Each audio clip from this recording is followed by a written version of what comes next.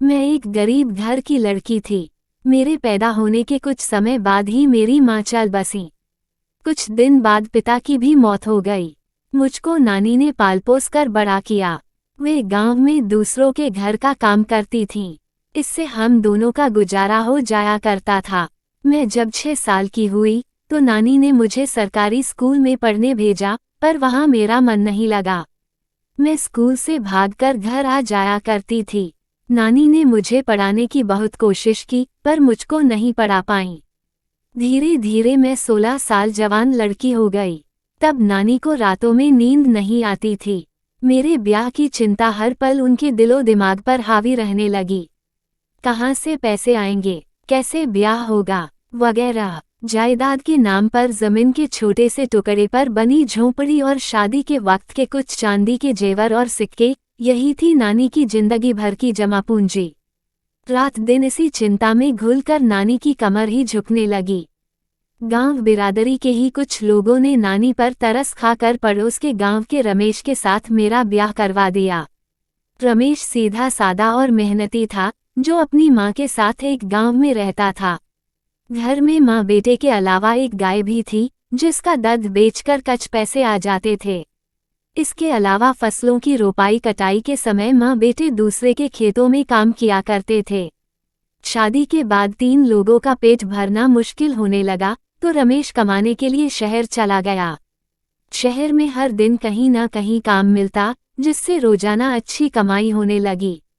रमेश जी लगाकर काम करता, जिससे मालिक रमेश से बहुत खुश रहते। रमेश ने 1 साल में काफी पैसे इकट्ठे कर लिए थे। 1 साल बाद वह वापस आ गया। गांव आने से पहले रमेश ने मेरे और माँ के लिए घरेलू इस्तेमाल की कुछ चीजें खरीदी। अपने लिए उसने एक मोबाइल फ़ोन खरीदा। घर आकर रमेश ने बड़े जोश से मुझको फ़ोन दिखाया और शान से बोला, यह देख, इसे मोबाइल फ़ोन कहते हैं। देखने में छोटा है, पर इसके अंदर ऐसे तार लगा दिए हैं कि हजारों मील दूर रहकर एक बटन दबा दो और जितनी भी चाहे बातें कर लो। यह सुनकर मेरी आंखें चौड़ी हो गईं। मैंने फ़ोन लेने के लिए उसकी ओर हाथ बढ़ाया। मैं थोड़ी देर उलट पलट कर फ़ोन को देखती रही। फिर मैंने रमेश से कहा, सुनो, हमें साड़ी जेवर कुछ नहीं चाहिए। तुम जाने से पहले हमें यह फ़ोन देते जाना। वहाँ जाकर अपने लिए दूसरा फ़ोन खरीद लेना। फिर हम दिन रात फ़ोन पर बात करेंगे। रमेश हंसते हुए बोला, पगली, बातें मुफ्त में नहीं होती, इसमें पैसा भरवाना पड़ता है। इस तरह हंसते बतियाते कई महीने गुजर गए। रमेश फिर काम पर वापस चला गया। इस बार मैं ज्यादा दुखी नहीं थी। रमेश के जाने के बाद अब सास की डांट खाकर भी मैं रोती नहीं थी। मैं माँ बनने वाली थी और यह खबर मैं रमेश को सुनाने के लिए बेचैन थी। मैं मोबाइल फ़ोन लेकर किसी कोने में पड़ी रहती और रमेश के फ़ोन के आने का इंतजार करती रहती।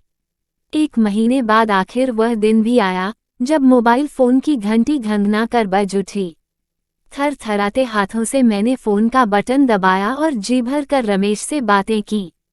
सास से भी रमेश की बात करवाई गई। जब पैसे खत्म हो गए तो फ़ोन कट गया। देर तक फ़ोन को गोद में लेकर मैं बैठी रही। वक्त गुजरता गया। रमेश फिर से गांव वापस आया। वह इस बार भी अपने साथ कपड़े, सामान और पैसे लेकर आया था। मेरा पीला चेहरा देखकर रमेश को चिंता हुई। इस बार मुझमें वह चंचलता भी नहीं दिख रही थी। मैं बिस्तर पर चुपचाप सी पड़ी रहती। रमेश ने जब इस बारे में माँ से बात की, तो माँ ने कहा कि ऐसा होता ही है, चिंता की कोई बात नहीं। मेरी सास ने कहा, इसे कुछ दिनों के लिए इसकी नानी के पास छोड़ दे। ठीक है माँ, कहते हुए रमेश ने सहमति में सिर हिला और दूसरे ही दिन रमेश मुझको मेरी नानी के पास पहुंचाकर अपने गांव लौट आया। अब रमेश को मेरे बिना घर सुनसान सा लगता। वह चुपचाप किसी काम में लगा रहता या फ़ोन से खेलता रहता। एक दिन रमेश ने अपने किसी साथी को फ़ोन लगाया। हेलो कहते ही उधर से किसी औरत की आवाज़ सुनकर रमेश हड़बड़ाया और उसने जल्दी से फ़ोन काट दिया। थोड़ी देर बाद उसी नंबर से रमेश के मोबाइल फ़ोन पर 2 मिस्ड कॉल आईं। रमेश की समझ में नहीं आया कि वह क्या करे। थोड़ी देर बाद उसने फिर से उसी नंबर पर फ़ोन लगाया। बात हुई, वह नंबर उसके दोस्त का नहीं, बल्कि कोई रॉन्ग नंबर था। जिस औरत ने फ़ोन उठाया था, वह हमारे गांव से आगे शहर में रहती थी। उसका पति रोजी रोटी के सिलसिले में बाहर रहता था। उस औरत का नाम रोमा था। उसकी आवाज में मिठास थी और बात करने का तरीका दिलचस्प था। धीरे धीरे उन दोनों में बातें होने लगी। फिर एक दिन उस औरत ने रमेश को मिलने शहर बुलाया। रमेश जब उसके घर पहुंचा और रोमा को देखा तो देखता रह गया। गोरा रंग और छरहरे बदन की रोमा की अदाओं में गजब का खिंचाव था। वह बेहद खूबसूरत लग रही थी। दोनों बात करते करते एक दूसरे के पास आ गए। फिर दोनों एक दूसरे से लिपट कर जमकर अपनी प्यास बुझाई। फिर रमेश वापस घर आ गया। दिन हफ्तों में और हफ्ते महीनों में बदलते चले गए। मैं एक बेटी की मां बन गई। रमेश जब वापस शहर जाने लगा तो उसकी सास ने मुझसे मिलने को बोला। वह मुझसे मिलने आया, लेकिन अब उसमें पहले जैसा लगाव नहीं था। मुझको उसके इस बर्ताव से थोड़ा शक हुआ, लेकिन मैंने सोचा शायद यह मेरा वहम हो। रमेश वापस काम पर चला गया। जाने से पहले वह रोमा से भी मिला। धीरे धीरे 1 साल गुजर गया। रमेश वहीं रहकर दूसरा रोजगार भी करने लगा। अब वह रोमा को पैसे भी भेजने लगा था। तकरीबन 1 साल से भी ज्यादा समय बाद रमेश जब वापस घर आया तो आते ही रोमा से मिलने चल पड़ा। न तो उसने मेरी खबर ली, न ही बेटी के बारे में पूछा। अब रोम भी उससे मिलने गांव की ओर चली आती। दोनों कभी गांव के बाहर वाले स्कूल में, कभी खेतों के पीछे, तो कभी कहीं और। ऐसे ही मुलाकातों का सिलसिला जारी रहा। ससुराल आकर मैंने देखा कि रमेश या तो घर में नहीं रहता, और अगर रहता भी है तो हमेशा कहीं खोया खोया सा या फिर अपने मोबाइल फोन के बटनों को दबाता रहता। पता नहीं क्या करता रहता है। ऐसे में एक रात मेरी नींद खुली तो मुझे लगा कि रमेश किसी से बातें कर रहा है। आधी रात बीत चुकी थी। इस वक्त किससे बातें कर रहा है। बातों का सिलसिला लंबा चला। मैं दीवार से कान लगाकर सुनने की कोशिश करने लगी, पर मेरी समझ में ज्यादा कुछ नहीं आ सका। दूसरे दिन मैं मौका पाकर रमेश का फोन लेकर बगल वाले रोहन, जो 10वीं में पढ़ता था, उसके पास गई और उसे सारे मैसेज पढ़कर सुनाने को कहा। मैसेज सुनकर मैं गुस्से से सुलग उठी। मैं रमेश के पास पहुंची और उस नंबर के बारे में जानना चाहा। एक पल के लिए रमेश सकपकाया, पर दूसरे ही पल संभल गया। वह बोला, अरे पगली, मुझ पर शक करती है? यह तो मेरे साथ काम करने वाले की घरवाली का नंबर है। वह इस दफा घर नहीं आया, इसलिए उसका हालचाल पूछ रही थी। मैं चुप रही, पर मेरे चेहरे पर संतोष के भाव नहीं आए। मैं रमेश और उसके मोबाइल फोन पर नजर रखने लगी थी। 2 दिन बाद ही रात को मैंने रमेश को रोमा से फोन पर यह कहते हुए सुन लिया कि कल रविवार है, स्कूल पर आ जाना। 2-3 दिनों के बाद फिर मुझे वापस भी लौटना होगा। दूसरे दिन रमेश घर से निकल गया और स्कूल पर रोमा के आने का इंतजार करने लगा। थोड़ी ही देर में रोमा दूर से आती दिखी। कुछ देर तक दोनों खेतों में ही खड़े खड़े बातें करते रहे, फिर स्कूल के भीतर आ गए। मैं भी वहां पहुंच गई और दीवार के पीछे छिपकर उनकी बातें सुनने लगी।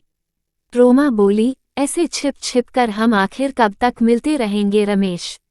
हमेशा ही डर लगा रहता है। अब मैं तुम्हारे साथ ही रहना चाहती हूँ। रमेश प्यार से बोला, मैं भी तो यही चाहता हूँ। बस महीने भर रुक जाओ, दोस्तों के साथ तुम्हें नहीं रख सकता। इस बार जाते ही कोई अलग कमरा लूंगा, फिर आकर तुम्हें ले जाऊंगा। उसके बाद छिप छिप कर मिलने की कोई जरूरत नहीं होगी। इतना सुनते ही मैं आग बबूला होकर अंदर पहुंच गई और रोम पर टूट पड़ी। रमेश ने हम दोनों को अलग किया और गुस्से में मेरे गाल पर जोरदार तमाचा मारा। मैं भौचक्की रह गई। उसने मुझसे बोला, अब मैं तेरे साथ नहीं रहना चाहता। यह सुनते ही मेरे पैरों तले जैसे जमीन खिसक गई। वो दोनों वहां से चले गए और मैं उनको बस देखती ही रह गई। घर आकर मैं अपनी बेटी को लेकर अपनी नानी के पास चली आई और खुद कमाकर अपना और अपनी बेटी के पालन पोषण की सोच ली। कुछ साल बाद रमेश की नौकरी चली गई। अब वो बेरोजगार हो गया, वापस गांव में आके खेती करने लगा। पैसे न होने का कारण रोमा ने भी उसका साथ छोड़ दिया। अब वो अपने पति के साथ रहने लगी।